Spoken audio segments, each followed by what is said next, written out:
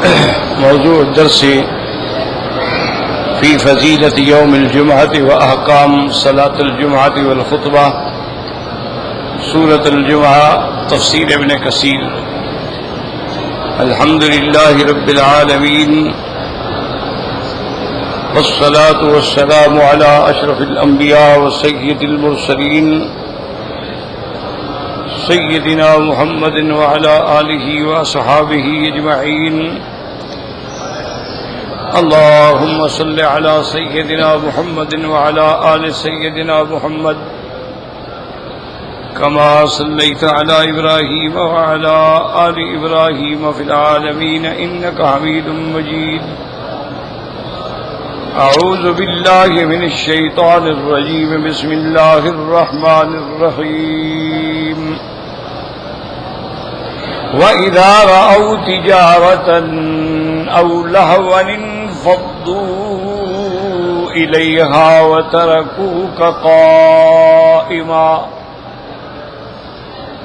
قل ما عند الله خير من اللهو ومن التجارة والله خير الرازقين. قال المؤلف والمفسر رحمه الله تعالى أدام النفع بعلومه وعلومكم في الدارين آمين، إلى أن قال يعاتب تبارك وتعالى على ما كان وقع من الانصراف عن الخطبة يوم الجمعة إلى التجارة التي قدمت المدينة يومئذ، فقال تعالى وإذا رأوا تجارة أو لهوا انفضوا إليها وتركوك قائما، أي على المنبر تخطب. هكذا ذكره غير واحد من التابعين، منهم أبو العالية والحسن وزيد بن أسلم وقتادة. وزعم مقاتل بن حيان أن التجارة كانت لدحية بن خليفة قبل أن يسلم وكان معها تبل، فانصرفوا إليها وتركوا رسول الله صلى الله عليه وسلم قائما على المنبر إلا قليل منهم. وقد صح بذلك الخبر. وقال الإمام أحمد حدثنا ابن إدريس عن حسين عن سالم بن أبي الجعد عن جابر رضي الله تعالى عنه قال قدمت إير مرة المدينة المنورة ورسول الله صلى الله عليه وسلم يخطب، فخرج الناس وبكى 12 رجلا، فنزلت وإذا رأوا تجارة أو لهوا انفضوا إليها، أخرجاه في الصحيحين من حديث سالم به. اب مفسر رحمۃ اللہ علیہ ان آیات مبارکہ کی تفسیر بیان فرما رہے ہیں کہ ان آیات میں اللہ تبارک و تعالی نے ان لوگوں پر اپنی ناراضگی اور عتاب کا اظہار فرمایا ہے جو تجارتی اموال کے لیے اور خوشی اور کھیل اور کود کے لیے حضور صلی اللہ علیہ وسلم کو منبر پہ چھوڑ کے چلے گئے، تو پھر یہ آیات جو ہیں نازل. اب یاد رکھیں کہ سورۃ الجمعہ میں یعنی 2 احکام ہیں جن میں تبدیلی آئی ہے. ایک حکم تو یہ ہے کہ حضور صلی اللہ علیہ وسلم کے زمانے میں صرف ایک اذان ہوتی تھی. جب منبر پہ آپ تشریف لے آتے تو مؤذن کھڑے ہو کے اذان دیتا اور اس کے بعد حضور پاک خطبہ شروع فرماتے. یہ ایک اذان. چونکہ اس دور میں زیادہ سے زیادہ شوق تھا نمازوں میں آنے کے لیے، تو مسلمان صبح سے تیار ہو کے مسجد میں آ جاتے تھے. ان کو تو یہ تو اذان ویسے ہی، ورنہ ان کو بلانے کی ضرورت ہی نہیں پڑتی. اب بھی آپ اندازہ فرما لیں کہ جن لوگوں کے دلوں میں اللہ نے نماز کی محبت ڈالی ہوئی ہے، وہ اذان سنے نہ سنے اپنے وقت پہ اٹھیں گے اور وقت پہ آ جائیں گے۔ اور جن کی قسمت میں اس عظیم فریضے سے محرومی ہے، اللہ کا اذانیں بھی سنتے رہیں گے، حرم کے باہر سوتے رہیں گے، لیٹے رہیں گے، اٹھیں گے بھی نہیں، نماز بھی نہیں پڑھیں گے۔ تو یہ احوال ہیں۔ سیدنا عثمان رضی اللہ تعالی عنہ کے زمانے میں جب آبادی بہت زیادہ بڑھ گئی تو آپ نے دوسری اذان کا حکم دیا۔ تو ایک تو جمعہ کے احکام میں ایک تبدیلی یہ ہوئی کہ پہلے ایک اذان تھی، اب دو ہو گئی، اور دوسری تبدیلی یہ تھی کہ حضور صلی اللہ علیہ وسلم جمعہ والے دن نماز پہلے ہوتی تھی اور خطبہ بعد میں ہوتا تھا۔ جیسے عید کی نماز ہے، عید الفطر ہے، عید الاضحیٰ ہے، تو پہلے نماز ہوتی ہے اور خطبہ بعد میں ہوتا ہے۔ لیکن یہ دوسرا حکم تبدیل ہوا کہ اب آپ نے خطبہ جو ہے وہ پہلے اور نماز جو ہے وہ بعد میں ہو۔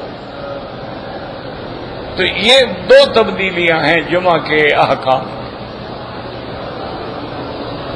اب مشکل یہ ہوتی ہے کہ اعداء اسلام جتنے ہیں، دشمنان اسلام جتنے ہیں، یہود ہیں، نصارہ ہیں، ہندو ہیں، مجوس ہیں، اور فرق ضالہ ہیں، فرق باطلہ ہیں، شیعیین ہیں، دہریین ہیں، مستشرقین، وہ تو انتظار میں ہوتے ہیں نا کہ موقع ملے اور ہم اللہ کے قرآن پہ اعتراض کریں،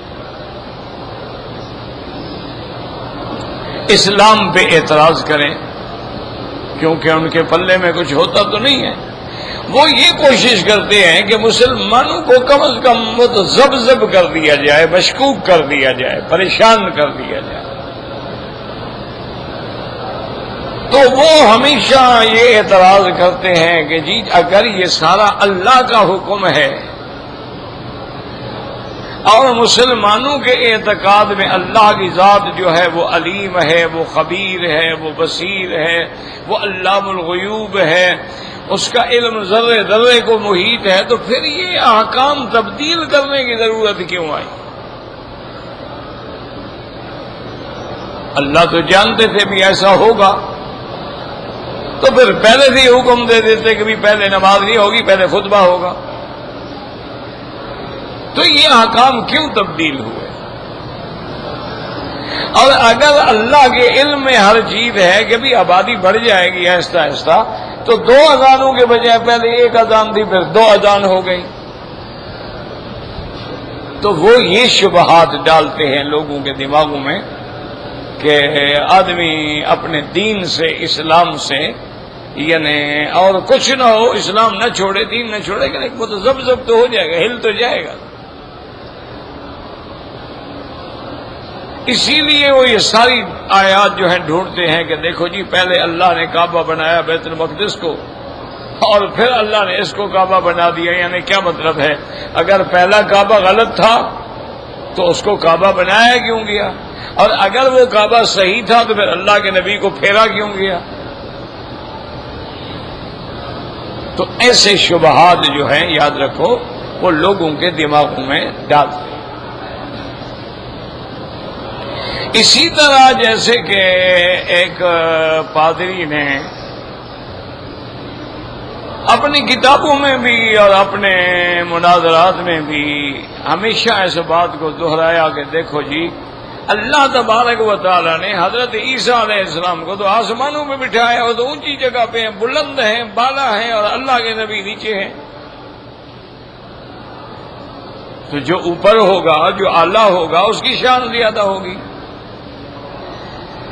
وہ کہتے ہیں کہ آپ کے ہاں اگر سٹیج ہوتی ہے، کوئی ممبر ہوتا ہے، خوشی ہوتی ہے، کوئی جلسہ ہوتا ہے، تو عام لوگ نیچے بیٹھتے ہیں، اس سے شان والے جو ہیں وہ سٹیج پہ بیٹھتے ہیں، اس سے شان والے جو ہیں وہ کرسیوں پہ بیٹھتے ہیں۔ تو مقصد ہے کہ جو اونچی شان والا ہوگا اس کو اونچی جگہ ملے گی۔ تو اللہ نے ان کو تو آسمانوں پہ بٹھا دیا، اور آپ کے نبی پیغمبر جو ہیں وہ زمین پہ رہے، تو لہذا عیسیٰ علیہ السلام کا شان زیادہ ہے۔ تو یہ بھی وہ شبہات ڈالتے ہیں لوگوں کے دماغ میں۔ اسی طرح جیسے یہ بھی شبہات ڈالتے ہیں کہ دیکھو جی آپ کے عقیدے میں بھی تو یہ ہے نا کہ حضور پہ موت آ گئی. کیوں؟ موت کا تو کوئی بھی منکر نہیں نا، یاد رکھو. موت برحق ہے، تمام انبیاء پہ موت آئی، سرکار دو عالم پہ بھی موت آئی. اب ہم جس حیات کے قائل ہیں وہ موت کے بعد کی حیات ہے. یہ نہیں کہ حضور سرکار دو عالم پہ موت ہی نہیں آئی. غلط بات ہے. نص قطعی ہے انک میتون وانہم میتون کل نفس ذائقۃ الموت وما محمد الا رسول قد خلت من قبلہ الرسل افإن مات او قتل انقلبتم. اور سب سے پہلا خطبہ جو دیا ہے سیدنا ابی بکر نے، الصدیق رضی اللہ تعالی عنہ نے، وہ یہی عظیم خطبہ تھا. آپ نے فرمایا کہ یا ایھا الناس من کان یعبد محمدا صلی اللہ علیہ وسلم فإن محمدا قد مات وَمَن يَعْبُدُ اللَّهَ فَإِنَّ اللَّهَ حَيٌّ لَا يَمُوتُ. تو اللہ کے پیغمبر پہ موت آئی ہے، موت برحق ہے. انبیاء ہیں، اللہ کے رسول ہیں، موت سب پہ آئے گی، فرشتوں پہ بھی موت آئے گی. اب جو مسئلہ ہے حیات کا، ایک بات تو یہ رکھو کہ انبیاء علیہ السلام پہ موت آتی ہے، ہر انسان پہ موت آتی ہے، لیکن روح جو ہے وہ کیا ہے وہ تو اللہ جانتے ہیں، لیکن اس پہ موت نہیں آتی، وہ زندہ رہتا ہے.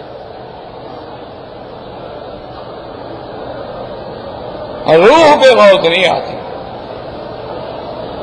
موت کا معنی یہ ہے کہ روح کو جسد سے نکال لیا جائے.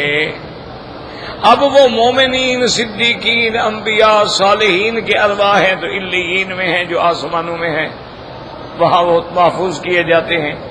اور کافروں کو ہیں تو سجین میں ہیں، زمین کے نیچے. لیکن روح زندہ ہے. اس لیے قرآن پاک میں آتا ہے وَقِيلَ مَنْ رَاقَ وَظَنَّ أَنَّهُ الْفِرَاقُ وَالْتَفَّتِ السَّاقُ بِالسَّاقِ إِلَى رَبِّكَ يَوْمَئِذٍ الْمَسَاقُ. تو لفظ فراق جو ہے یہ صفت ہے، وصال جو ہے یہ صفت ہے. جب موصوف نہیں ہوگا تو صفت کیسے ہوگی؟ تو معنی یہ ہے کہ روح رہیں گے اور پھر اللہ تبارک و تعالی ان ارواح کا اجساد سے تعلق جوڑ دیتے ہیں. اس لیے پھر قبر کے اندر ایک حیات ہے کہ ان ملائکہ آ کے ان سے سوال جواب کرتے ہیں. اور مومن ہے تو الحمدللہ اس کو کہتے ہیں بھی اب آرام کرو، نم کا نومت العروج. کافر ہے تو اس کے لیے عذاب شروع ہو جاتا ہے. تو وہ ایک تعلق جو ہے وہ باقی ہوتا ہے اس روح کا اور جسد کا. اب جیسے جیسے شان بڑی ہوگی اتنا اتنا تعلق بڑا قوی ہوگا. اب دیکھیں نا، ایک عام 100-150 ریال کا موبائل فون ہوتا ہے اور ایک جو ہے ماشاءاللہ وہ 10,000 ریال کا ہوتا ہے. صاف بات ہے کہ اس کا جو ارسال استقبال ہے ویسے زیادہ مضبوط ہے. وہ تو آپ سمندر کے نیچے بھی چلے جائیں تو اس کی کال آ جائے گی. وہ تو آپ فضاؤں میں بھی بلند ہو جائیں اس کی کال آ جائے گی، وہ تو پکڑے گا. اور جو عام ٹیلی فون ہے یہ کہیں کام کریں گے کہیں کام نہیں کریں گے. تو اسی طرح ایک عام مسلمان کی روح ہوتی ہے، ایک انبیاء کی روح ہوتی ہے، تو ان کا اتنا تعلق قوی ہوتا.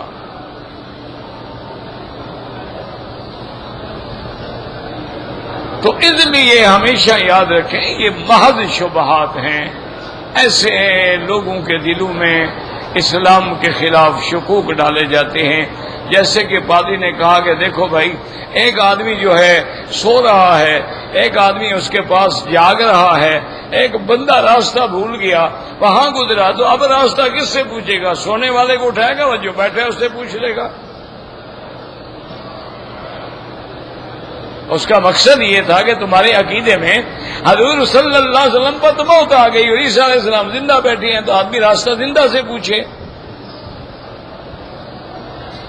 تو وہ عالم جو تھے الحمدللہ مسلمانوں کے، اس کی چال بازی کو سمجھ گئے۔ انہوں نے کہا پادری صاحب، وہ جو بندہ بیٹھا ہوا ہے نا سونے والے کے پاس، اس کو خود راستہ نہیں آتا، وہ تو اس کی انتظار میں اٹھے کہ مجھے راستہ بتلائے۔ اس کو راستہ آتا تو اٹھ کے چلا نہ جاتا۔ تو اس لیے پھر جیسا سوال تھا ویسا جواب ہے۔ جیسے کسی پادری نے کہا جی عیسیٰ علیہ السلام اوپر ہیں اور حضور نیچے ہیں، اس نے کہا اللہ کے بندے، موتی ہمیشہ نیچے ہوتے ہیں، بلبلے پانی کے اوپر ہوتے ہیں، تو یہ کون سی بڑی بات ہو گئی؟ اور نے کہا جتنے جواہرات ہیں، جتنے موتی ہیں، ڈائمنڈ ہیں، وہ تو نیچے ہوتے ہیں نا زمینوں میں، اور بلبلے جو ہوتے ہیں پانی کے وہ تو اوپر پھر رہے ہوتے ہیں، تو لہٰذا وہ بلبلہ افضل ہو گیا، موتی افضل ہو گیا۔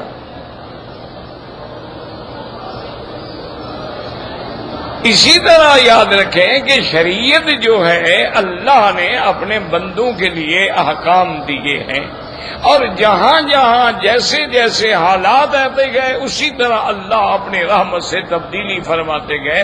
یہ معنی نہیں ہوتا کہ علم نہیں ہے۔ اس کی آسان مثال سمجھ لیں کہ بھائی ایک ڈاکٹر ہے، اس نے آپ کا چیک اپ کیا، اس کے بعد اس نے ایک نسخہ لکھا کہ یہ دوائیں ہیں، یہ تم نے انجیکشن لینا ہے، یہ روزانہ 3 کیپسول کھانے ہیں، یہ تم نے 2 گولیاں لینی ہیں، یہ تم نے سیرپ پینا ہے، اور 5 دن کے بعد پھر میرے پاس آنا ہے۔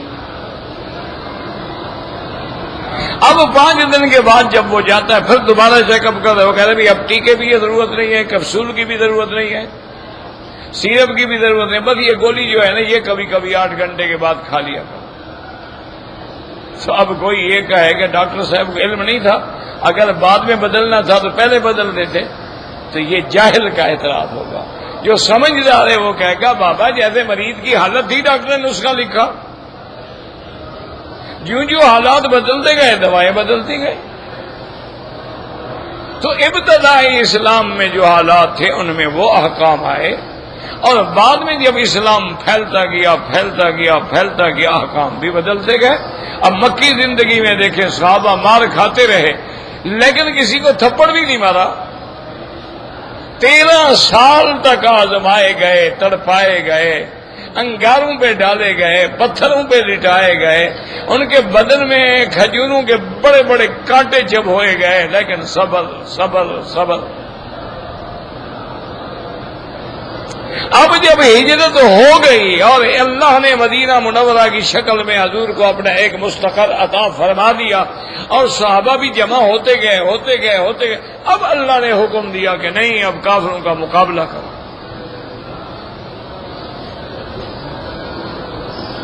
اگر پہلے ہی جنگ کا حکم دے دیتے مدینہ مکہ شریف میں تو 40 تو صحابہ تھے سارے، ہجرت کے وقت میں کل 80 صحابہ تھے۔ 80 آدمی کیسے لڑتے جناب کفار قریش سے؟ تو اللہ تبارک و تعالیٰ نے اس وقت اجازت دی جب صحابہ کی کم از کم تعداد 313 ہو گئی بدر میں، پھر صلح حدیبیہ میں تعداد 1500 ہو گئی۔ صلح حدیبیہ کے بعد جب حضور صلی اللہ علیہ وسلم فتح مکہ پہ آتے ہیں تو تعداد 10,000 ہو گئی۔ حضور پاک جب حنین میں جاتے ہیں تو تعداد 12,000 ہو گئی۔ حضور پاک واپس جا کے جب تبوک کے لیے تشریف لے جاتے ہیں تو تعداد 30,000 ہو گئی۔ حالات بڑھتے گئے احکام تبدیل ہوتے گئے۔ تو اس میں کسی کو اعتراض کرنے کا کیا حکم ہے؟ یعنی اب دیکھیں فوج کے پاس پہلے ٹھکانہ نہیں ہوتا، کہتے کیمپ لگا لو بھائی، اب کیمپوں میں گزارا کرنا ہے۔ جب کوارٹر بن جاتے کہتے جی اب کوارٹروں میں آ جاؤ۔ جب باقاعدہ ہیڈ کوارٹر بن جاتا ہے، اچھا جی اب بڑے افسر کو کوٹھی دے دو، اس سے چھوٹے کو اور دے دو، اس کو اور دے دو۔ اس میں کیا ہے؟ کوئی کہے کوئی جی پہلے دن کیوں نہیں بنا دیا؟ تو یہ محض اعتراضات ہو۔ اسی طرح یاد رکھیں کہ صحابہ کے لیے بھی آزمائش ہے کہ حضور خطبہ پڑھ رہے ہیں اور قافلہ جو آیا تو صحابہ جو ہیں وہ اس قافلے کی انتظار میں تھے، دوڑ پڑے۔ اچھا کچھ لوگ جو تھے ان نے خریدنا کچھ نہیں تھا، لیکن قافلے کے آنے سے کہ رونق ہو جاتی تھی نا، طبل بجائے جاتے تھے، ڈھول بجائے جاتے تھے، بھنگڑے ڈالے جاتے تھے، اعلان کیے جاتے، کچھ تماشا دیکھنے کو چل پڑے۔ اسی لیے اللہ نے دو لفظوں کا ذکر کیا ہے، تجارہ اور لہو۔ اور بعض علماء فرماتی ہیں کہ یہ دہیا کا قافلہ تھا، اسلام سے پہلے وہ بہت بڑے آدمی تھے اور قافلے لاتے تھے، تجارت کرتے تھے۔ اچھا اسی سے ایک استدلال کیا حضرت ابن عباس نے، ایک آدمی نے آ کے پوچھا کہ بھائی حضور صلی اللہ علیہ وسلم جمعہ کا خطبہ مبارک جو ہے کھڑے ہو کے دیتے تھے یا بیٹھ کے دیتے تھے؟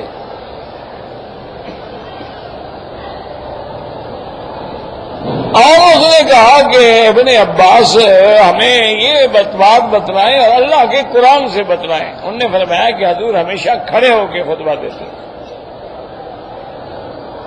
اور خطبہ مسنونہ جو ہے یاد رکھیں وہ امام کو کھڑے ہو کے دینا چاہیے۔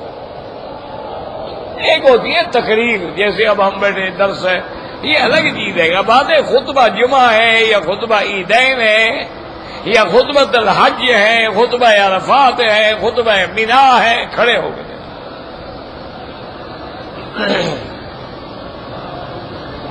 تو حضرت ابن عباس رضی اللہ تعالی عنہما نے فرمایا کہ حضور خطبہ کھڑے ہو کے دیتے تھے۔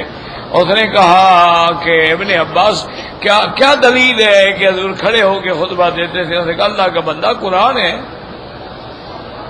اس نے کہا میں نے تو سارا قرآن پڑھا ہے، کسی جگہ نہیں ہے کہ خطبہ کھڑے ہو کے دیا جائے۔ تو حضرت ابن عباس نے فرمایا افسوس ہے کہ تم نے قرآن پڑھا تو ضرور ہے، سمجھا بالکل نہیں ہے۔ میں نے کہا کیا مطلب؟ انہوں نے کہا دیکھیں اذا رأوا تجارۃ او لہوا انفضوا الیہا وترکوک قائما، کہ وہ تجارتی قافلے کی طرف دوڑ پڑے اور آپ کو کھڑا چھوڑ گئے۔ تو حضور کھڑے ہو کے خطبہ دے رہے تھے، تو اللہ نے قائمن فرمایا، قائدن تو نہیں فرمایا۔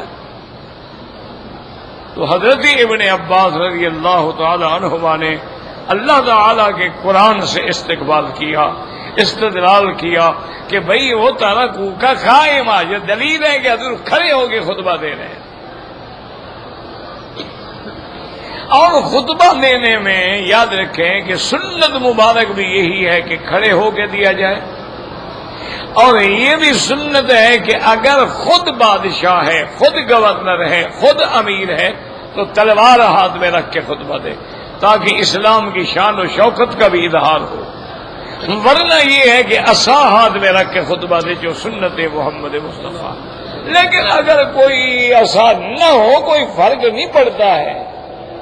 آج کل ہمارے یہاں یہ بڑا مسئلہ ہے نا، بعض مسجدوں میں جاؤ نا جی بڑے رنگین قسم کے عصا بنا کے رکھے ہوئے انہوں نے، خوبصورت اور بڑے لمبے۔ اچھا امام 4 فٹ کا ہو تو عصا 8 فٹ کا ہوتا ہے، ماشاءاللہ۔ ہم نے بس ایک مسئلہ ہے بنایا ہوا ہے، ہم ادب آداب میں بڑا زور دیتے ہیں، قرآن کو چومیں گے، سینے سے لگائیں گے، ہاتھ سے رکھیں گے، سر پہ رکھیں گے، دونوں جہاں کا بادشاہ ہے، عمل نہیں کریں گے۔ ہماری بدقسمتی۔ اسی طرح ہم جو ہے ان چیزوں کا بڑا خیال رکھیں گے۔ جی خطبہ دے رہا تو اس کے ہاتھ میں عصا نہیں تھا، چلو بھائی نہیں تھا تو نہیں تھا، ہو تو سنت ہے، افضل ہے، نہیں ہے تو کوئی بات نہیں۔ چلو آج کل لوگ سپیکر آ گیا، سپیکر بھی عصا ہے، کوئی طرح اگر پکڑ لے تو کیا ہو جائے گا۔ جیسے فقہاء نے بحث کی ہے کہ سترۃ الامام سترۃ للمقتدی، کہ اگر امام کے آگے سترہ ہے اور باقی مقتدیوں کے آگے سترہ نہیں ہے، وہ کہتے ہیں وہی امام والا سترہ سب کے لیے کافی ہے، اگر آگے لوگ گزر گئے تو کوئی بات نہیں۔ کیوں؟ امام کے آگے تو سترہ ہے نا۔ اگر مقتدی کے آگے سترہ نہیں ہے تو امام والا سترہ سب کے لیے، سترۃ الامام سترۃ المقتدی۔ اچھا امام ابو حنیفہ نے رحمت اللہ علیہ نے ایک عجیب استدلال کیا، وہ فرماتے ہیں یہ معنی نہیں ہے کہ صرف امام کے آگے سترہ ہو، اس حدیث سے یہ بھی معلوم ہوتا ہے کہ تمہارے آگے امام جو کھڑا ہے تو یہ امام تمہارا ستھرا ہے. وہ فرماتے ہیں امام کا وجود تمہارے لیے تو ستھرا ہے نا, تمہارے تو آگے کھڑا ہے نا, وہ تمہارے آگے تو ایک چیز کھڑی ہے. تو اس لیے بہرحال ان آیات مبارکہ میں ہمیں یہ حکم ملا اور یہ بھی سمجھ آیا کہ جیسے جمعہ کی نماز فرض ہے, خطبہ سننا بھی واجب ہے. یہ نہیں ہے کہ آدمی نماز تو پڑھے لیکن خطبے میں شور کرتا رہے, باتیں کرتا رہے, بالکل ناجائز. اور اسی طرح یہ بھی حکم ہے کہ جمعہ والے دن مسجدوں میں بیٹھ کے حلقے نہ بنایا کریں کہ 4 کی ٹولی ادھر بیٹھی ہے اور 2 ادھر بیٹھے ہیں اور 5 ادھر بیٹھے ہیں اور باتیں کر رہے ہیں اور گپے رہے ہیں. صف کی حالت میں بیٹھے.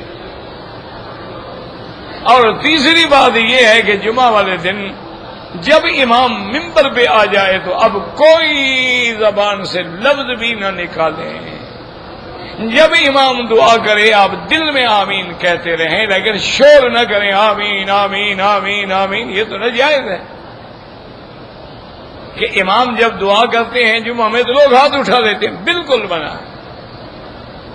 حضور پاک نے فرمایا اگر تیرے ساتھ جمعہ کی نماز سے پہلے خطبے کے دوران کوئی بندہ باتیں کر رہا ہے, تم نے اس سے کہا کہ انصت, چپ کرو, فقد لغاؤ تھا, تو نے اپنا ثواب بھی ضائع کر. تو لہذا یہ ہے ان احکام کا پورا خیال رکھیں. اسی پر مفسر رحمت اللہ علیہ فرماتے ہیں کہ اللہ کی طرف سے عتاب ہے جو ان کا خطبہ چھوڑ کے جمعہ کے دن واقع ہوا. خطبہ کیوں چھوڑا؟ تجارت کی طرف جو مدینہ منورہ میں قافلہ آیا تھا اور حضور پاک منبر پہ خطبہ دے رہے تھے. یہی بات جو ہے تابعین نے بھی فرمائی ہے. اور مقاتل ابن حیان فرماتی ہیں کہ یہ تجارتی قافلہ جو ہے دہیہ ابن خلیفہ کا تھا قبل ان یسلم, اسلام لانے سے پہلے. وَكَانَ مَعَهَا طَبْلٌ, اور ان کے ساتھ باقاعدہ طبل ہوتے تھے, ڈھول ہوتے تھے اور باقاعدہ اعلان ہوتا تھا تاکہ لوگوں کو پتہ چل جائے. فَانْصَرَفُوا إِلَيْهَا, وہ سب کے سب ادھر چلے گئے. وَتَرَكُوا رَسُولُ اللَّهِ صلی اللہ علیہ وسلم قَائِمًا عَلَى الْمِنبَرِ, اور حضور کو ممبر پہ چھوڑ دیا. الا القلیل منہم, بہت تھوڑے صحابہ ہیں جو بیٹھے رہے اور جو نہیں گئے. وقد صحاب ذلك الخبر وقال الامام احمد حدثنا ابن ادریس عن حسین عن سالم بن ابی الجعد عن جابر رضی اللہ تعالی عنہ قال قدمت عین مرة المدينة ورسول الله صلى الله عليه وسلم يخطب فخرج الناس وبكى 12 رجلا فنزلوا إذا رأوا تجارة أو لهوا انفضوا إليها أخرجاه في الصحيحين من حديث سالم به. اور ایک صحیح حدیث میں جس کو امام احمد رحمت اللہ علیہ نے نقل فرمایا ہے, حضرت جابر رضی اللہ تعالی عنہ سے روایت ہے, وہ فرماتے ہیں کہ قافلہ آیا مدینہ پاک میں, اور اتفاق کی بات یہ ہے کہ اس وقت آیا جب حضور پاک خطبہ فرما رہے تھے. فخرج الناس, لوگ نکلے. وبقي 12 رجلا, صرف 12 آدمی جو ہیں وہ حضور کے پاس مسجد میں رہ گئے اور باقی جو تھے وہ چلے گئے. تو اللہ نے یہ آیت نازل کی وَدَارَوْا تِجَارَةً أَوْ لَهْوًا انفضوا إِلَيْهَا أَخْرَجَاهُ فِي الصَّحِيحَيْنِ مِنْ حَدِيثِ سَالِمٍ بِهِ. صحیحین یعنی بخاری اور مسلم میں بھی اس حدیث کو روایت کیا گیا ہے. وقال الحافظ ابو يعلى حدثنا زكريا بن يحيى قال حدثنا هشام بن حسين سالم بن الجعد وابي سفيان عن جابر بن عبد الله قال بينما النبي صلى الله عليه وسلم يخطب يوم الجمعة, جمعہ کے دن خطبہ دے رہے تھے. فقدمت عیر الى المدینہ, مدینہ منورہ میں ایک قافلہ آیا. فابتدرها اصحاب رسول اللہ صلی اللہ علیہ وسلم, حضور کے صحابہ جلدی جلدی قافلے کی طرف چل پڑے. حتی لم یبق مع رسول اللہ صلی اللہ علیہ وسلم الا 12 رجلا, 12 آدمی جو تھے رہ گئے, باقی چلے گئے. فقال رسول الله صلى الله عليه وسلم والذي نفسي بيده لو تتابعتم حتى لم يبق منكم احد لسال بكم الوادي نارا. حضور نے فرمایا مجھے اللہ کی ذات کی قسم ہے اگر تم لوگ بھی چلے جاتے اور کوئی باقی نہ رہتا تو اللہ اس آگ پیدا کر دیتے اس وادی میں جو بھسم کر ڈالتی. تو اس سے علماء نے ایک مسئلہ یہ بھی استنباط کیا ہے کہ بعض اوقات اللہ تبارک و تعالی بعض لوگوں کی وجہ سے بھی رحم فرما دیتے ہیں کہ اب دیکھو جو صحابہ بچ گئے ان کی وجہ سے عذاب ٹل گیا. اسی طرح جیسے جنازہ فرض کفایہ ہے اگر جماعت میں 2 آدمی بھی کھڑے ہو گئے تو باقی بھی گناہ سے بچ گئے. اسی طرح اعتکاف کی عبادت ہے اگر پورے علاقے میں مسجد میں کوئی چند آدمی بھی اعتکاف بیٹھ گئے تو ساری بستی جو ہے وہ گناہوں سے بچ گئی. اور اسی طرح یاد رکھیں کہ بعض مسلمان جب اپنے گھروں میں جاتے ہیں آیت الکرسی پڑھتے ہیں آخری صورتیں پڑھتے ہیں اور اواخر سورۃ البقرہ پڑھتے ہیں اور دعا کرتے ہیں تو ان کی برکت سے اللہ صرف ان کے گھروں کو نہیں کہ بلکہ ساتھ والے گھروں کی بھی حفاظت فرما دیتے ہیں. تو اس لیے یہ قاعدہ ہے کہ حضور نے فرمایا کہ اگر تم سب چلے جاتے تو پھر اللہ کا عذاب آ جاتا، لیکن چونکہ صحابہ رہ گئے تو اللہ پاک کی ناراضگی عذاب کی شکل میں نہیں بدلی. وَنَزَلَتْ هَذِهِ الْآيَةُ وَإِذَا رَأَوْا تِجَارَةً أَوْ لَهْوًا انفَضُّوا إِلَيْهَا وَتَرَكُوكَ قَائِمًا. وَقَالَ كَانَ فِي الْإِثْنَيْ عَشَرَ الَّذِينَ ثَبَتُوا مَعَ رَسُولِ اللَّهِ صَلَّى اللَّهُ عَلَيْهِ وَسَلَّمَ ابو بکر و عمر رضی اللہ عنہما. اور جو لوگ حضور کے ساتھ رہ گئے اور نہیں گئے ان میں سے حضرت ابو بکر عمر ہیں وہ بھی نہیں گئے، وہ بھی حضور کے پاس بیٹھے رہے ہیں. بلکہ ایک روایت میں آتا ہے کہ خلفائے راشدین جو تھے ان میں کوئی بھی نہیں گیا، سب بیٹھے رہے. اب یہ ہوتا ہے نا جی، اللہ معاف کرے، اعتراض برائے اعتراض. دعا کریں اللہ پاک ہر مسلمان کلمے پڑھنے والے کو صراط مستقیم نصیب فرمائیں. اب شیعہ حضرات نے اس سے بھی نعوذ باللہ صحابہ کے خلاف محاذ بنے. دیکھو جی حضور کو چھوڑ کے چلے گئے، حضور کو چھوڑ کے چلے گئے، حضور کو چھوڑ کے چلے گئے. اچھا پہلی بات یہ ہے خدا کے بندے کہ اگر چلے گئے تو اللہ کی طرف سے کوئی ناراضگی نہیں آئی، کوئی عتاب نہیں آیا. جب اللہ نے معاف کر دیا تو آپ کون ہیں اعتراض کرنے والے؟ جب اللہ نے معاف فرما دیا رضی اللہ عنہم ورضوا عنہ تو بات ختم ہو گئی.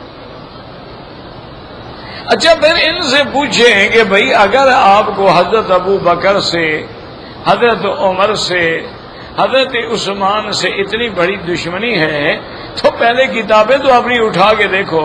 حضرت حسن حسین کی تو اولاد کے نام بھی ابو بکر عمر عثمان تھے.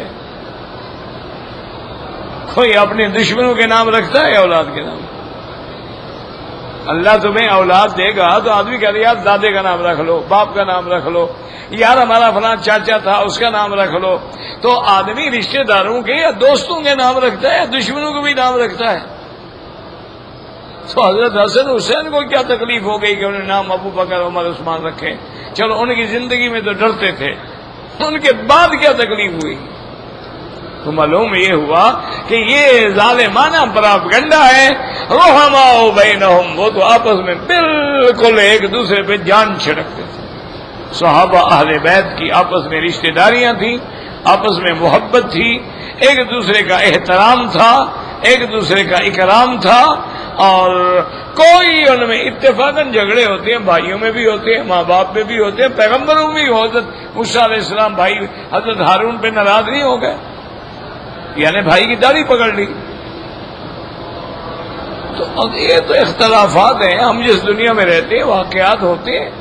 اب اس کو دلیل بنا کر نعوذ باللہ کوئی یہ کہہ دے کہ حضرت ہارون کا گناہ ہے یا حضرت موسیٰ علیہ السلام سے اتحادی خطا ہو گئی، انہوں نے پھر معافی بھی مانگ لی، اللہ تغفر لی وترحمنی اکن من الخاسرین.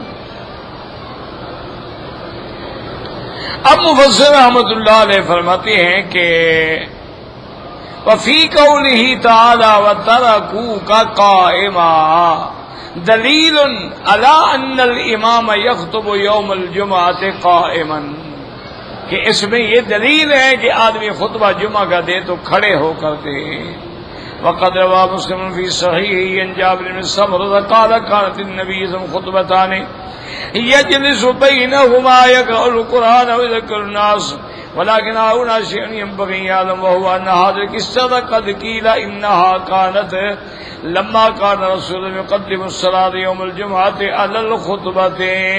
اب حضرت جابر بن سمرہ رضی اللہ تعالیٰ عنہ سے روایت ہے، وہ فرماتے ہیں کہ حضور دو خطبے فرماتے تھے، ان کے درمیان میں بیٹھتے تھے، اللہ کا قرآن، اللہ کا ذکر فرماتے، نصیحت فرماتے۔ لیکن یہ بات یاد رکھیں، یہ واقعہ ان دنوں میں ہوا جب حضور صلی اللہ علیہ وسلم نماز پہلے پڑھتے تھے اور خطبہ بعد میں دیتے تھے۔ کما رواه ابو داود فی کتاب المراسیل حدثنا معبود بن خالد الولید قال اخبرني ابو معاذ بكير بن معروف انه سمع معاذ بن حيان يقول كان رسول الله صلى الله عليه وسلم يصلي يوم الجمعة قبل الخطبة بسر العيدين حتى اذا كان يوم النبي يخطب وقد صلى الجمعة دخل وقال ان دهية بن خليفة قد قدم بتجارة يعني فانفذوا ولم يبق معه الا نفر يسير۔ اب مفسر رحمۃ اللہ علیہ فرماتے ہیں کہ اس حدیث مبارک میں آتا ہے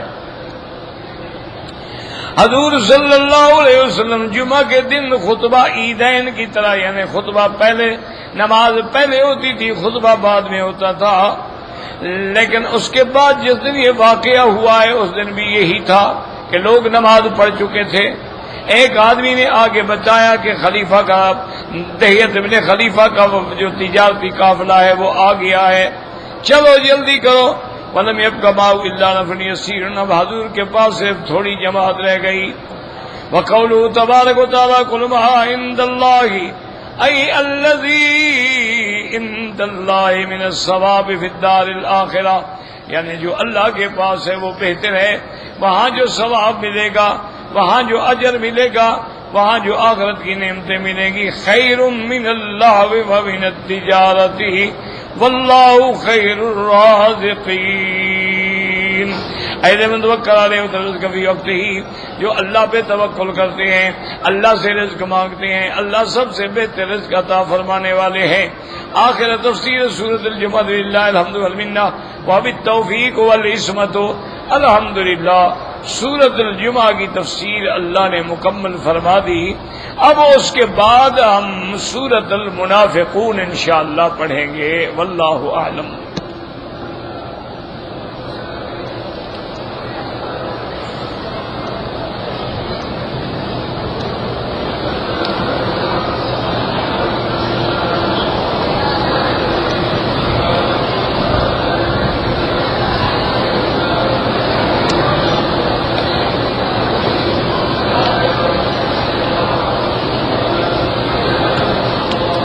یہاں میرے بھائی نے دو طواف کیے ہیں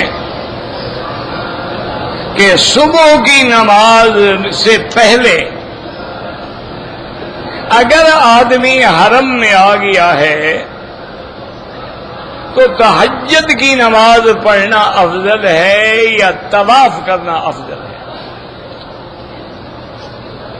تو یہ مسئلہ ہمیشہ کے لیے سمجھ لیں کہ اللہ کے حرم میں نفلی عبادات میں سب سے افضل جو ہے وہ طواف ہے، تہجد ہے اور نفل ہے۔ ہر نفلی عبادت سے افضل عبادت جو ہے وہ اللہ کے گھر کا طواف ہے۔ اس کی وجہ یہ ہے کہ تمام عبادات جو ہیں ساری دنیا میں ہو سکتی ہیں۔ تہجد تو آپ اپنے ملک میں بھی پڑھ سکتے ہیں، اشراق بھی پڑھ سکتے ہیں، ضحیٰ بھی پڑھ سکتے ہیں، لیکن طواف تو نہیں کر سکتے۔ تو اس لیے اگر آدمی مسجد الحرام میں آ جائے، افضل عبادت یہ ہے کہ وہ طواف کرے۔ ہاں اگر ہر آدمی کو ہر وقت ہمت نہیں ہوتی تو پھر وہ تہجد پڑھے، نفلی پڑھے، تلاوت قرآن کرے، پھر جو مرضی آئے اس کی وہ کرے، وہ کوئی منع نہیں ہے۔ اور نہ یہ حکم ہے کہ ہر حال میں طواف کرو، افضل یہ ہے کہ طواف کرو۔ دوسرا سوال اس نے پوچھا ہے کہ اگر ایک آدمی امام کے پیچھے نماز پڑھ رہا ہے، ہاتھ باندھے ہوئے ہیں، امام نے جب قرآن پاک کی سورت کو ختم کیا تو یہ ہاتھ چھوڑ دیتا ہے، یہ نہیں کرنا چاہیے۔ جب تک امام ختم کر کے رکوع کے لیے اللہ اکبر نہ کہے اس وقت آپ جیسے کھڑے اسی حالت میں کھڑے ہیں۔ جب اس نے اللہ اکبر کہہ دیا ہے تو اب آپ ہاتھ چھوڑ کے رکوع میں شامل ہو جائیں، اور رکوع میں امام سے پہلے بھی نہ جائیں، اور امام کے جانے کے بعد دیر بھی نہ کریں۔ اذا رکع فرکعوا فاتحقیب کے لیے۔ اسی طرح سجدے میں پہلے بھی نہ جائیں، لیکن امام سجدے میں چلا گیا، آپ کھڑے ہیں کہ اچھا جی اچھا میں کچھ پڑھ لوں، نہیں، فوراً اس کے بعد سجدے میں جائیں۔ اور اسی طرح یہ بھی غلطی ہے کہ جیسے امام کے رکوع کے بعد رکوع کرو، سجدے کے بعد سجدہ کرو، اسی طرح جب امام سجدے سے سر اٹھاتا ہے اللہ اکبر تو اب آپ اس کے بعد سر اٹھا لیں۔ بعض لوگ یہ امام سر اٹھا لیتے ہیں، وہ دعائیں مانگ رہے ہیں، وہ سجدے میں ہیں اور دعائیں لمبی لمبی دعائیں مانگ رہے ہیں، امام کھڑا ہو گیا، اس نے قرآن شروع کر دیا ہے لیکن وہ ابھی تک سجدے میں، یہ بھی نہ جائے۔ جیسے امام سے پہلے سجدہ کرنا ناجائز ہے، پہلے رکوع کرنا ناجائز ہے، اسی طرح امام کے سر اٹھانے کے بعد سجدے میں پڑا رہے یہ بھی ناجائز ہے، کیونکہ امام اسی لیے تو بنایا گیا ہے کہ ہم اس کی پوری پوری پیروی کریں، پوری پوری اقتداء کریں۔ انما جعل الامام لیؤتم بہ او کما قال۔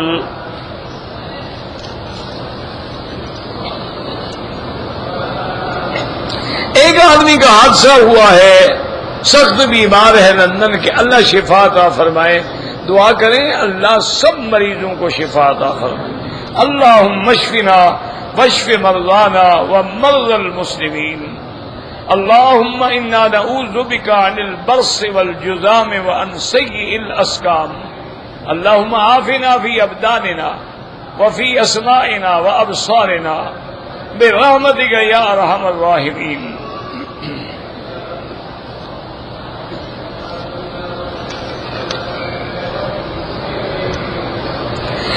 میں نے شوال کا عمرہ کیا، بعد میں مکے میں مقیم ہو گیا، تو صاف بات ہے کہ اگر آپ مکے کے رہنے والے ہیں تو حنفی مسلک میں تو دم پڑ گئی، آپ کو عمرہ نہیں کرنا چاہیے تھا، لیکن اگر آپ باہر سے آئے ہوئے لوگ ہیں تو آپ کا حج تمتع ہو جائے گا، آپ کو تمتع کی ایک بکری دینی ہوگی۔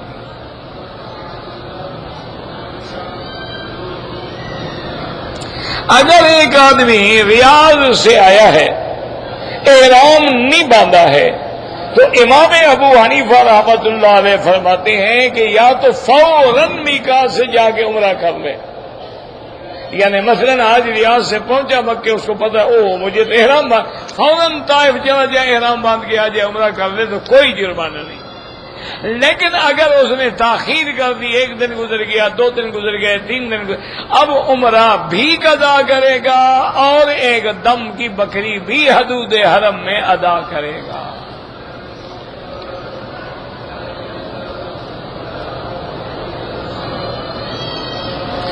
اگر ایک آدمی مدینہ منورہ سے عمرے کے لیے آیا، اس نے آ کے عمرہ کیا، عمرے سے فارغ ہونے کے بعد جدہ چلا گیا اور پھر جدے سے واپس مکے آیا، احرام نہیں باندھا، کوئی حرج نہیں، کیونکہ جدے سے احرام باندھنا ضروری نہیں ہے۔ جدہ جو ہے یہ حد حرم کے تو باہر ہے لیکن میقات کے باہر نہیں ہے، میقات جو ہے وہ یلملم ہے۔ تو اس لیے اگر کوئی آدمی جدہ گیا ہے اور جدے سے احرام نہیں باندھا تو کوئی حرج نہیں، لیکن ایک بات یاد رکھو، فقہا کہتے ہیں کہ بھئی مثلا تم آئے ہو حج پہ تمہارا حج تمتع ہے. اب جیسے ابھی حاجی آئیں گے احرام باندھ کے آئیں گے, عمرے کا عمرہ کر کے احرام کھول دیں گے. وہ کہتے ہیں کہ بلا وجہ نہ جاؤ جدہ وغیرہ, کوئی مجبوری ہو تو جاؤ. ورنہ بعض فقہا تو اس بات کے قائل ہیں کہ حتیٰ کہ حد حرم سے بھی باہر جائے تو عمرہ کریں. وہ کہتے ہیں اللہ نے یہ حرم کعبہ کا ایک شان بنایا ہے کہ اس میں آنے والا جو ہے پہلے سے سمجھے کہ میں کہاں جا رہا ہوں. وہ احرام باندھے, 2 رکعت پڑھے, لبیک پڑھے, لبیک پڑھتے ہوئے اللہ کے گھر میں داخل ہو. لیکن بہرحال جدے سے احرام باندھنا ضروری نہیں ہے, لیکن احتیاط کیا کرو کہ بلا وجہ نہ جاؤ.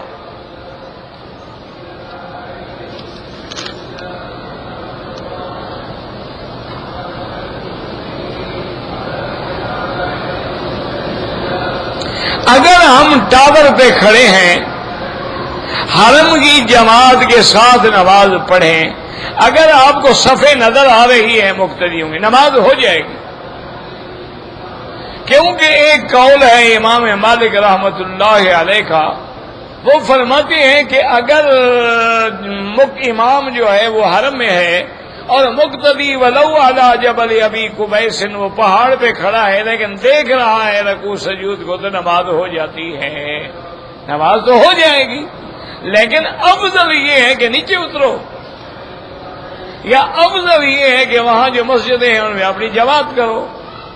ایام حج میں یا رمضان میں تو بالکل صفیں جا کے ان ٹاور سے یا ان ہوٹلوں سے ٹکرا جاتی ہیں. وہ پھر مسائل میں تو کوئی اختلاف ہے ہی نہیں.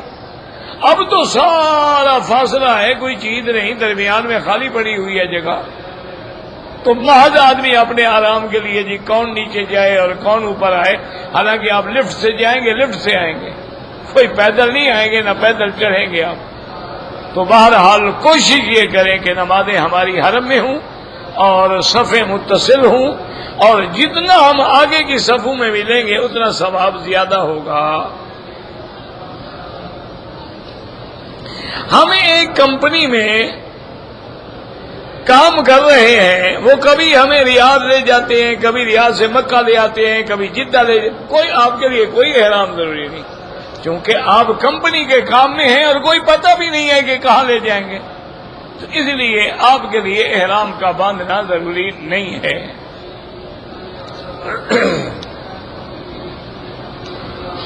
عینن یشرب بہا, یعنی جنت میں نہریں ہوں گی جن سے اللہ کے بندے پانی پئیں گے اور ان کو چلائیں گے جدھر چاہیں. فجرونہا تفجیرا.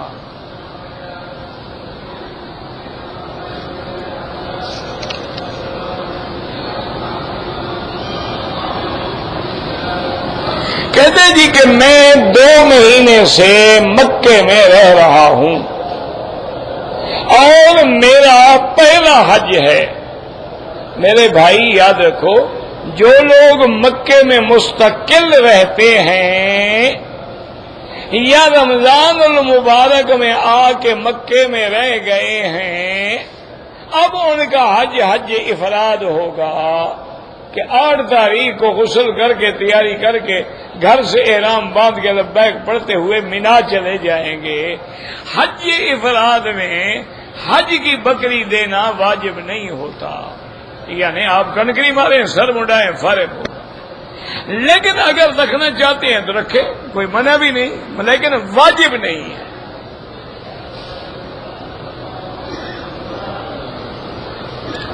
میرا ایک چاچا ہے, وہ مجھے رشتہ نہیں دیتا, تو تم کوئی اچھے کام کرو, چاچا راضی ہو جائے. دیکھو نا, اگر بھتیجا لائق ہو تو کون چاچا ہے جو رشتہ نہیں دے گا؟ ہر آدمی چاہتا ہے گھر کے رشتے ہو جائیں, لڑکی بھی گھر میں رہے اور داماد بھی گھر میں رہے. یہ تو انگریز کہتے ہیں نا بھی آپس میں رشتے نہ ہوں, بیماریاں ہوتی ہیں. جب تک یہ ٹیسٹ نہیں پیدا ہوئے تھے اس وقت تو کوئی بیمار نہیں ہوا. اب آ گیا, ان کو پتہ لگ گیا. اس وقت تو ان کو مچھروں کا بھی پتہ نہیں تھا نا, اب ان کو ڈینگی مچھر سمجھ آیا ہے. مچھر بھی ہوتے تھے, دنیا بھی رہتی تھی, اللہ کی حفاظت ہوتی تھی, کچھ بھی نہیں ہوتا. جب سے انہوں نے عذاب ڈالے ہیں جناب, روز بروز اللہ کے عذاب بھی پڑھ رہے ہیں کہ اچھا مقابلہ کرنا چاہتے ہو, تو نمرود نہیں کر سکا, تم کیا کر سکو گے مقابلہ؟ تو مقابلہ تو کوئی نہیں کر سکے، تو اللہ کا عذاب ہے، اللہ تعالی ہے، اللہ تبارک و تعالی معاف فرما دے۔ تو اس لیے ہمیشہ یاد رکھو میرا بھائی، اگر آدمی میں صلاحیتیں ہوتی ہیں تو وہ تو غیر بھی رشتہ دینے کے لیے تیار ہوتی ہیں، چیز جائے کہ اپنا نہ دے۔ اگر آدمی نکھٹو ہو، کام چور ہو، نہ تعلیم ہو، نہ نوکری ہو، روٹی کا عذاب ہو، تو کون رشتہ دے؟ لڑکی بھی دے پھر تمہیں روٹی بھی کھلائے، ایسے آدمی کو کون رشتہ دیتا ہے؟ اس کے لیے کیا وظیفہ ہے؟ وظیفہ یہی ہے کہ تم اچھے بنو، محنت کرو، نوکری کرو، پیسے کماؤ، یہ چاچا تمہارے پیچھے بھاگتا پھرے گا۔ ایک پرانی بات ہے، میں چھوٹا تھا، پڑھتا تھا، تو ایک آدمی مجھے، مدرسہ ہمارا تھا، ہم سائیکل پہ جاتے تھے، سائیکل پنچر ہو گیا، ہم پیدل چل رہے تھے، تو ایک آدمی ہمیں ٹکر گیا، تو وہ بڑا عجیب سا آدمی لگتا ہے، جیسے ملنگ ٹائپ لوگ ہوتے ہیں۔ اس نے کہا بھی کہاں جا رہے ہیں؟ ہم نے کہا جا تو مدرسے رہے ہیں لیکن سائیکل پنچر ہو گیا، پیدل جا رہے ہیں۔ اس نے کہا یار میں 2 دن سے بھوکا ہوں، مجھے کھانا کھلاؤ گے؟ ہم نے کہا بالکل کھلائیں گے۔ ہم اس کو ساتھ لے گئے، تھوڑا سا فاصلہ تھا، 1-2 فرلانگ باقی تھا، مدرسے میں پہنچ گئے، ہم نے کھانا شانا منگوایا، اس کو بھی کھلایا۔ وہ بڑا روٹی چھوٹی کھا کے بڑا خوش ہوا اور کہنے لگا کہ اگر میں مسافر ہوں رات رہ جاؤں۔ ان کا رات رہ جاؤ؟ ہمارا کہ ہم یہاں سارے مسافر ہیں، تم بھی نرالے مسافر، ہم بھی تو مسافر ہیں۔ رات رہ گیا۔ صبح کو ناشتے کے بعد مجھے کہنے لگا کہ مکی صاحب آپ نے بڑا مہربانی کی، میری خدمت کی ہے، میرے پاس ایک تویز ہے تسخیر کا، کہ کسی لڑکی یا لڑکا یا کسی کو تابع کرنا ہو، بس تویز لکھو اور 3 دن کے بعد وہ آپ کے قدموں میں ہوں۔ میں چاہتا ہوں میں آپ پہ احسان کروں اور آپ کو یہ تویز سکھلا دوں۔ میں نے کہا پہلے بات سنو، میں پہلے تو تویز شویز مانتا نہیں، اور دوسری بات یہ ہے کہ میں طالب العلم آدمی ہوں، میں طالب بنوں یا تویزوں کے چکر میں پڑ کے پڑھنا بھی چھوڑ دوں؟ مجھے نہیں چاہیے تویز۔ کہتا ہے بڑے عجیب بیوقوف لڑکے ہو تم، میں ایسی نعمت تمہیں دے رہا ہوں کہ دنیا کو مسخر کر لو اور تم طویل لینا نہیں چاہتے۔ میں نے کہا یار تم تو انسانوں کو مسخر کرو گے نا، مجھے طویل آتا ہے کہ پرندے بھی مسخر ہو جاتے ہیں۔ اب وہ حیران ہو، کہتے ہیں مجھے وہ سکھلاؤ۔ ہم ناشتہ کر رہے تھے، میں نے ایک روٹی کا ٹکڑا ڈالا تھا، کوا بیٹھے ہوا تو کہاں کر کے فرق ہو گیا، دیکھو آ گیا کہ نہیں آ گیا؟ کہتے ہیں کیا یہ بھی طویل ہے نا، پیسے ہوں گے تو سب آئیں گے۔ میں نے کہا مجھے تمہارا تویز نہیں چاہیے، میں تویزوں کے چکر میں پڑ گیا تو پڑھوں گا کیا؟ میں تو پھر پیر بن جاؤں گا نا، لوگ آ جائیں گے تویز لکھوانے شروع کریں گے، کوئی نظر دے رہا ہے، کوئی نیاز دے رہا ہے، کوئی پیسے دے رہا ہے، ہمارا تو کام چل پڑے گا، پھر محنت کرنے کی کیا ضرورت ہے؟ وہ ناراض ہو کے پھر چلا گیا بیچارہ۔ اللہم اکثر اموالنا و اولادنا، یہ کوئی حدیث کی دعا نہیں ہے۔ سجدے میں وہ دعائیں پڑھیں جو حدیث میں ہیں، یا مقلب القلوب والابصار ثبت قلبی علی دینک، اللہم انی اسألک العفو والعافیہ، اللہم انک عفو کریم عظیم تحب العفو فاعف عنا، رب اغفر وارحم وانت خیر الراحمین، یا حی یا قیوم برحمتک استغیث۔ یہ اپنی دعائیں نہ پڑھیں۔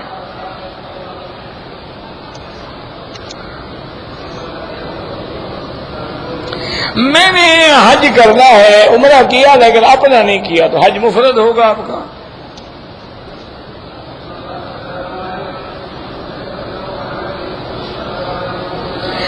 تین آدمی ریاض سے مکہ آئے ہیں، 2 آدمیوں نے 3 دن کے بعد عمرہ کیا، ایک نے ابھی تک نہیں کیا۔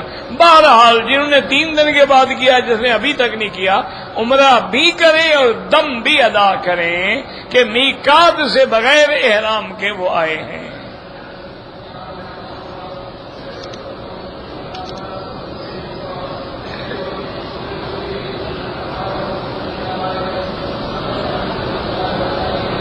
کہتے جی کہ بعض لوگ کہتے ہیں کہ مکے میں رہنے والوں کو مسجد عائشہ یا ہل میں جانے کی ضرورت نہیں ہے، وہ عمرہ کرنا چاہیں تو گھر سے عمرے کا احرام باندھ کے عمرہ کر لیں.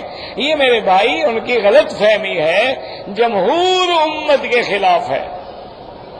اب دیکھیں کہ سیدہ عائشہ صدیقہ رضی اللہ عنہا مکے میں موجود ہے، معابدہ میں. اب جہاں معابدہ ہے نا، جہاں بلدیہ کا دفتر ہے، اسی جگہ حضور کے خیمے لگے ہوئے تھے. اب بی بی نے جب عمرے کی غرض سے عرض کیا تو آپ نے فرمایا بھائی کو لے کے جاؤ تنی. اگر گھر سے اور حرم کے اندر سے احرام باندھنا جائز فرماتے احرام باندھو، جا کے عمرہ کرو. تو معلوم ہوا کہ ہمیں عمرے کے لیے ہر حال میں باہر جانا ہوگا.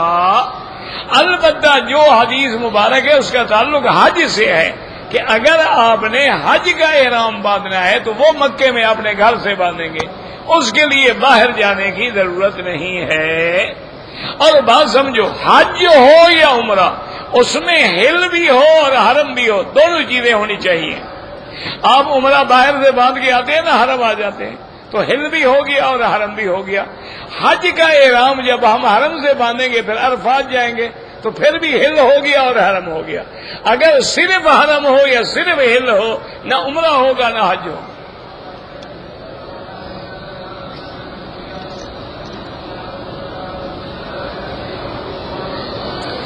بہرحال پاکستان سے آئیں یا مدینہ منورہ سے، ہر حال میں احرام باندھیں.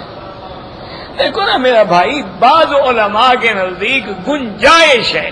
وہ کہتے ہیں اگر کاروبار کے لیے آ رہا ہے، عمرے حج کی نیت نہیں ہے، احرام نہ باندھے تو گناہ نہیں ہوگا، دم نہیں پڑے گا. وہ یہ نہیں کہتے کہ نہ باندھو. ان کے نزدیک بھی عمرہ کرنا افضل ہے، سب کے نزدیک احرام سے آنا افضل ہے. وہ ایک گنجائش ہے، ان کے نزدیک یہ ہے کہ سزا نہیں ہوگی. امام ابو حنیفہ فرماتے ہیں نہیں، ہر حال میں عمرہ کریں.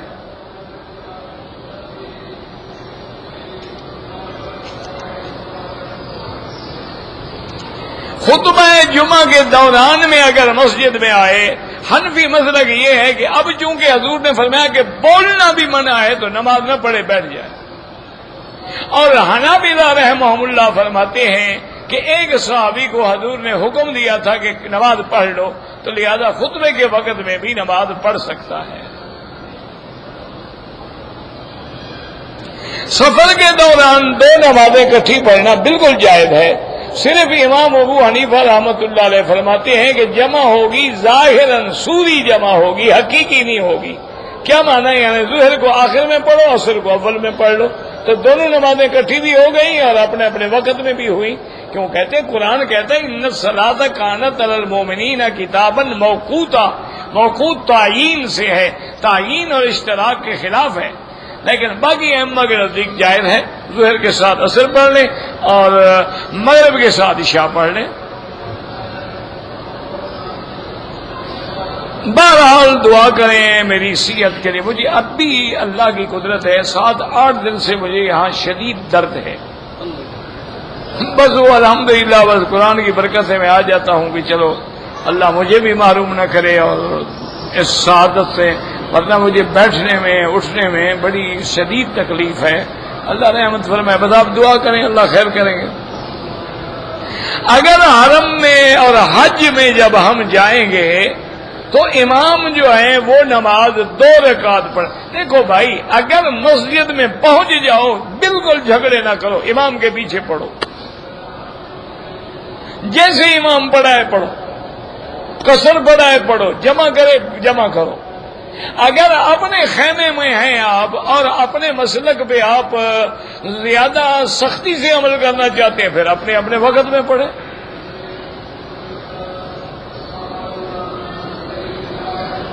جدہ والے بھی احناف کے نزدیک حج کے مہینوں میں عمرہ نہ کریں، حج افراد کریں.